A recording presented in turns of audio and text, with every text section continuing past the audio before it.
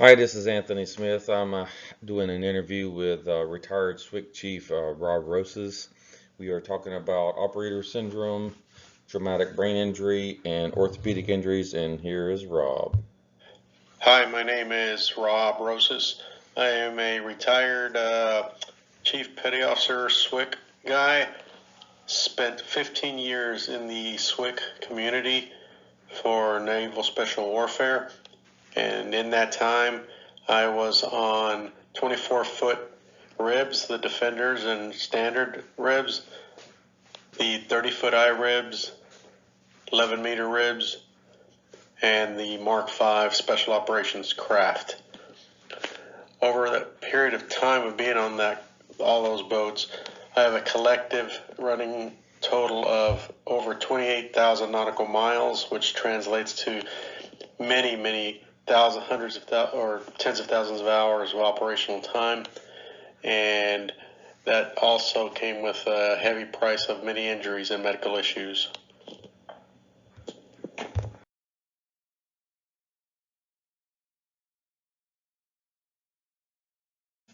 So this is a series of interviews with retired and former special warfare boat operators. This is titled interview number 6. Um, And I spoke with Rob for well over an hour, probably about an hour and 20, almost an hour and 30 minutes. And he answered questions from the following questionnaire formats and gave permission to produce this presentation and share it openly. We use the operator syndrome questionnaire, the GAD-7 questionnaire, which is general anxiety, the PLC-5 questionnaire regarding PTSD, the PHQ-9 questionnaire, which is a basic health questionnaire, the NSI, which is a neurobehavioral symptoms inventory, and then I also generated a SWCC background questionnaire just to gather some basic SWCC information. All right, so we're talking about Rob here. He was a SWCC chief. He was in the Navy for 20 years. He spent 15 years as a SWCC operator. He was grandfathered into the SWCC community back in 1990, and when he retired, he was a 53-52. He has 6 SWCC deployments, which are your traditional type deployments overseas. Several years of doing different things like sea trials, testing boats, and then those little missions that guys do flyouts and things like that. He served at SBU 20 on the East Coast, which eventually morphed into SBT 20. He worked on the 24-foot ribs, the 30-foot ribs for the P rib, 11-meter ribs, the Mark V's, and he was also on the Mark V fit team. And believe it or not, he was an instructor at the Mark V fit team back in 1997 when I went through Mark V fit training. He has an accumulated 28,000 plus hours on SWCC fast bows, a lot of time out there. An estimated 3.3 million wave pounding events that could potentially lead to whiplash and traumatic brain injury, mTBI, which is basically microconcussions, and that's what we're here to talk about.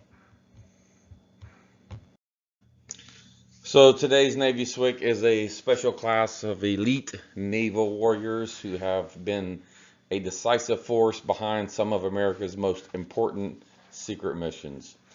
Special boat operations have unique and often deadly challenges due to the combination of operating powerful, sophisticated machines designed for speed and stealth in some of the planet's most inhospitable environments. The average SWCC career operator experiences mTBI and major orthopedic injuries over the course of their career. In peacetime and wartime, Naval Special Warfare conducts missions in over 70 countries, 365 days a year. The sum of the SWCC injury does not accumulate until the operator retires.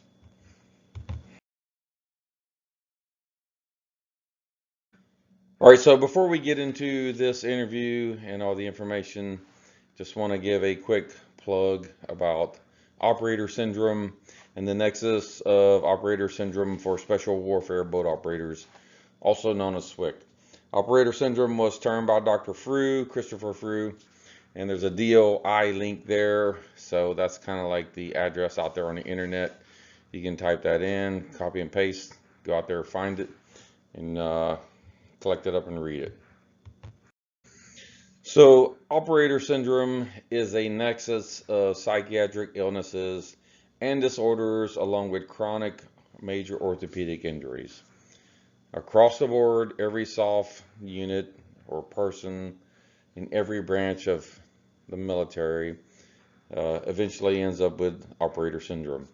So specifically, we're talking about Navy SWCC. You can see down there, there's a list of all these different special operations groups. But we're talking about Navy SWCC operator syndrome, and let's get into it.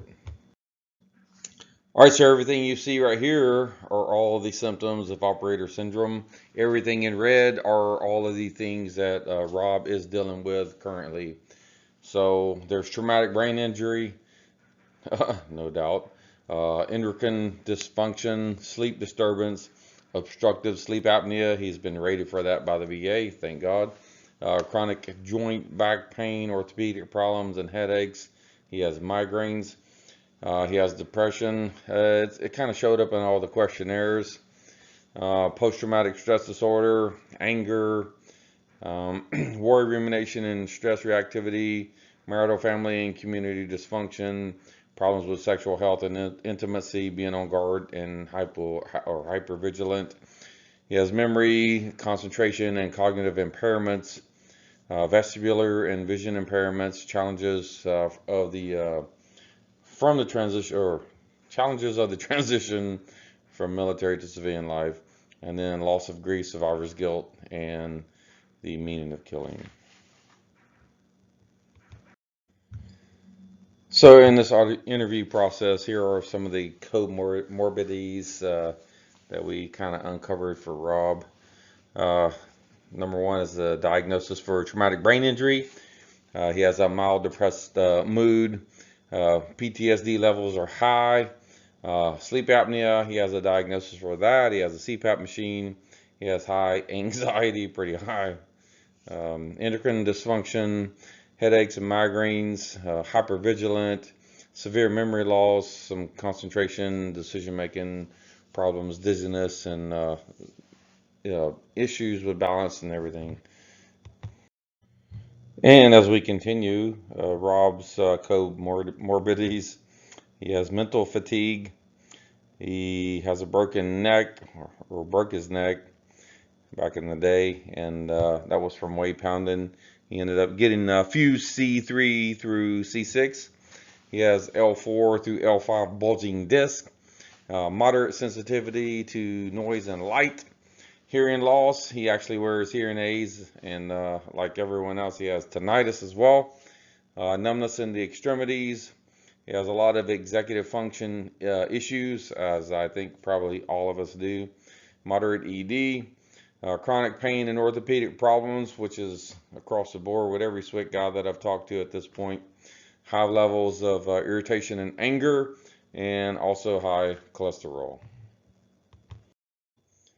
So we talked about different symptoms and things that he experienced directly related to being on the boats. And those things are fatigue due to weight pounding, dizziness due to weight pounding, blackouts due to weight pounding, whiplash due to weight pounding, confusion, lack of focus and concentration due to weight pounding. Rob experienced whole body weight pounding and whiplash at speeds of 65 miles an hour, which every SWCC guy that I know has as well. He experienced weight pounding and seas at 10 feet and above 10 feet, which I don't think there's anyone that can't say that. We all experienced it. Rob experienced orthopedic injuries due to weight pounding on SWCC boats, and his knees specifically, shoulders, back, and urinating blood, which is caused by weight pounding as well, and all of us have experienced that. So here's a traumatic brain injury report for Rob. The average SWCC logs 3,000 hours of boat time per deployment cycle. It's been established throughout the community. Roche's 94 study, this research conducted underway studies on NSW fast boats for 6 days over a period of 36 hours. which totaled over 8,610 wave impacts ranging from 2 to 25 G-forces. Of the 8,610 wave impacts, 4,496 impacts ranged above 5 Gs, averaging 5 to 15 Gs. These 4,496 5G or greater impacts in 36 hours totals out to roughly 124, which caused significant wave lash or whiplash events, 124 in an hour. So we can say that the average SWCC operator probably endures 124 whiplash events in an hour on fast boats that can cause traumatic brain injury. So the average SWCC operator possibly endures 374,640 significant G-force impacts from wave pounding on SWCC boats in one deployment cycle. So you take Rob's information, you multiply that number right there, 374,000 plus times 9. Basically, we're looking at 3.3 million, or yeah, 3.3 million significant full body impacts while wave slamming on SWCC boats, causing disastrous long-term effects of chronic orthopedic injury, whiplash, mTBI, and other issues. So if you're a researcher, if you're in the VA, if you're out there in DOD, wherever you are in this entire hierarchy of entities, and you want to understand traumatic brain injury and SWCC operators, this is it. We all go on these boats, we wave pound over and over and over and over again for thousands and thousands of hours, and we end up 54, 55 years old and we can't even think anymore. So to summarize this interview process with Rob, etologically speaking, Rob is a 54-year-old retired SWCC operator as of January 2023.